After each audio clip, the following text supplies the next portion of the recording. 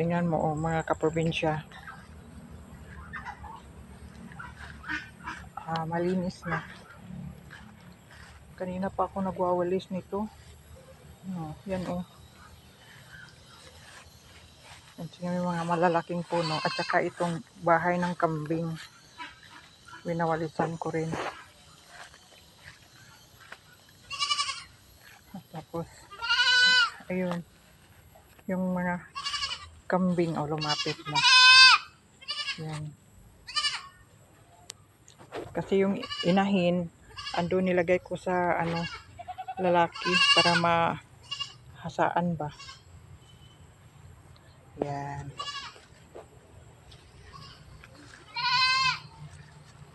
Kami.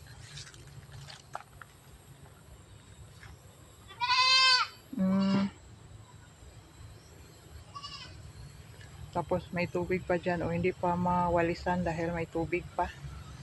Dito lang muna. Yan. Ito bahay ng kambing. Kasi baguhin ko ito pag may bibili ako ng yero. Doon papunta hanggang dito kasi yung malakihan na tapos gawa ng bakod para paikot-ikot na lang sila. Kasi parami ng parami eh. Ami! Saan ba yung nanay doon nasa kabila? Kasi may mga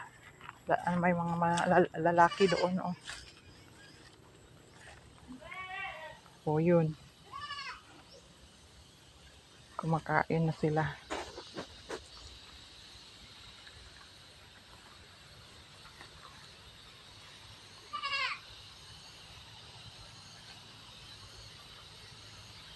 Yan, laki kong may mga kamuting kahoy doon, oh. Laki ko pa ng paglilinisan yun. Tapos yung saging natumba sa hangin. Eh, tatayo ko yan. Diyan mamaya. Ayan, oh. Nag-iingay na kasi. Ayan, oh. Hapon na. Kaya, yan. Nandun yung iba sa taas. Kasi nakabakod na yan dyan. O dito, babakuran ko na lang yan para dyan na sila iikot-ikot. Tapos matulog na dyan sila pag Kasi itong puno napakalaki na to. Hindi mo mayakap.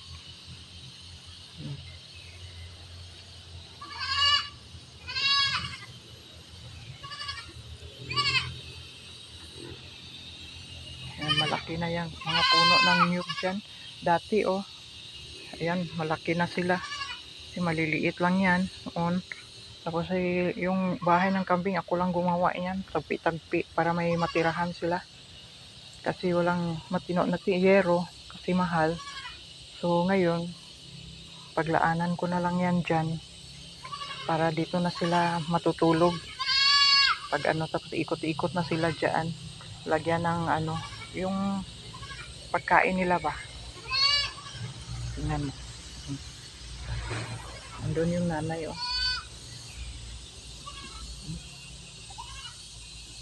Kasi nandun sa lalaki yan para mabuntis ulit.